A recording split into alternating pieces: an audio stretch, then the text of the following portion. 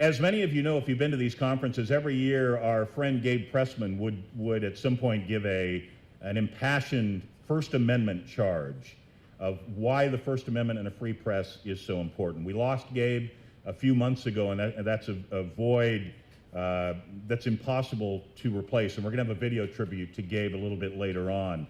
But the First Amendment now is as important as ever. I think you can all agree that a free press right now is so important. And so we wanted someone to be with us today who could deliver that same type of charge and talk about why what all of you in this room do is so important now more than ever before.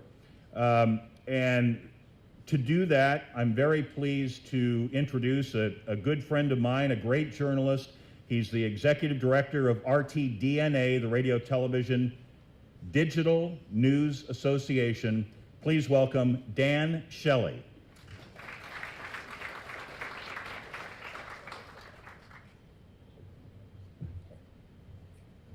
Well, Gabe Pressman, what a tough act to follow, right?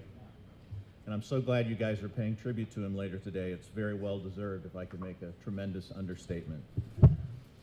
So far this year, at least 32 journalists have been arrested in the United States of America simply for fulfilling their constitutionally guaranteed duty to serve the public by seeking and reporting the truth.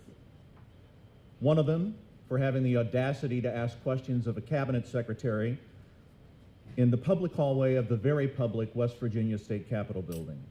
At least 10 for having the bad timing of standing near protesters when police in St. Louis decided to break up civil unrest. 2, both arrested while covering Inauguration Day rioting in Washington back in January, still face multiple felony charges brought by the Trump Justice Department and a DC grand jury that could send each of them to prison for 75 years. So far this year, at least 31 journalists have been physically assaulted, some by politicians, most notably in Montana last spring, some by police officers, and some by members of the public, such as in Charlottesville this summer, where 6 journalists were assaulted. Again, simply for fulfilling their constitutionally guaranteed duty to serve the public by seeking and reporting the truth. Those arrests and those assaults and other threats and harassment of journalists prompted RTDNA, and we are the world's largest professional association devoted exclusively to broadcast and digital journalism, to form a new Voice of the First Amendment task force. We use it to defend against attacks on press freedom, and we try to help the public better understand why responsible journalism is essential to their daily lives. This past summer, I was approached by the Committee to Protect Journalists, which, as you know, has historically monitored threats to journalism in other parts of the world. And they asked me to partner on a new project, the U.S. Press Freedom Tracker, to keep tabs on press freedom threats here. Now think about that for just a moment. The Committee to Protect Journalists, which has a history of tracking problems in other corners of the world, suddenly felt the need to document attacks on journalists here in our very own homeland. I'm very proud that RTDNA is a founding partner of the U.S. Press Freedom Tracker, which is now the archive of record for threats to journalists in the United States. Continuing cries of fake news, enemies of the American people, have served not just as a dog whistle, as some have suggested, but as a bullhorn to those who either don't like or don't understand the news media, suggesting to them that it's okay to lash out against or otherwise obstruct the critical work of the Fourth Estate. And that obstruction is not just being manifested in the form of arrests and assaults.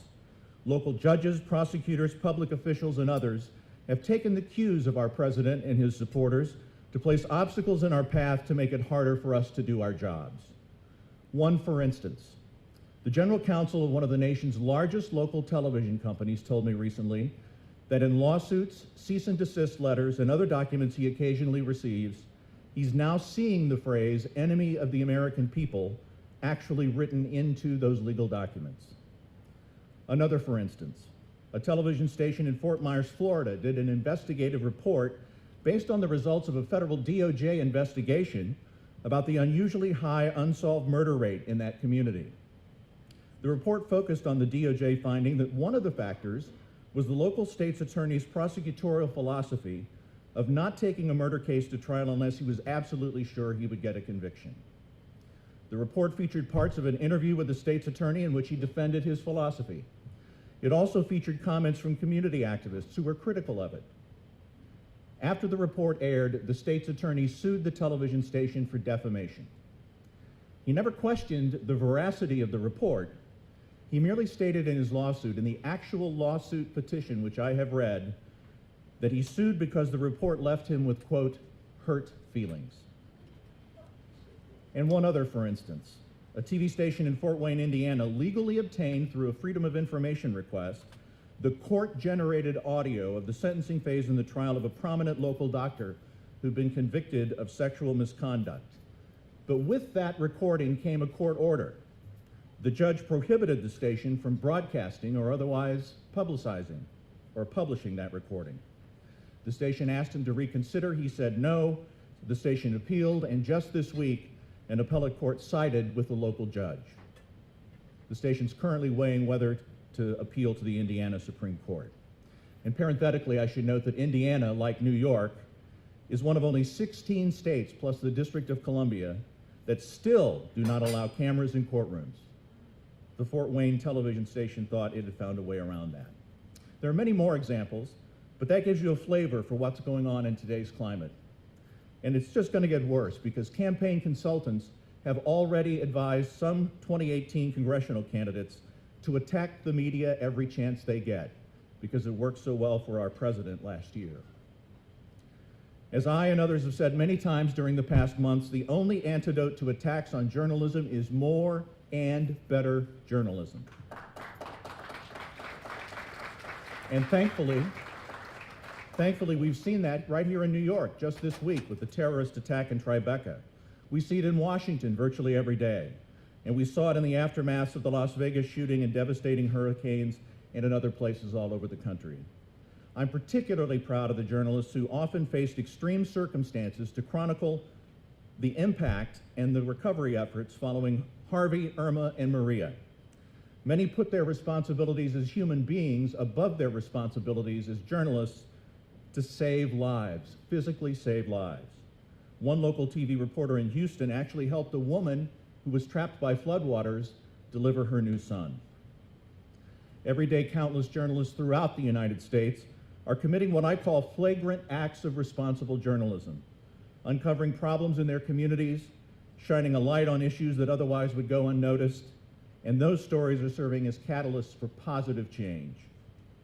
Several weeks ago, a local TV journalist in Los Angeles showed me a photo he'd taken at a rally he'd covered in Southern California. Not bright red middle America, but Southern California.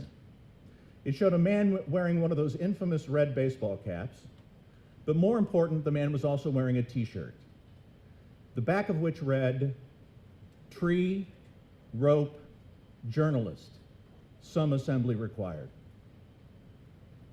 Folks, watch your backs. Ladies and gentlemen, don't be intimidated. Don't back off. Don't back down. Keep committing more and better journalism, more and better flagrant acts of responsible journalism every single day. Thanks very much.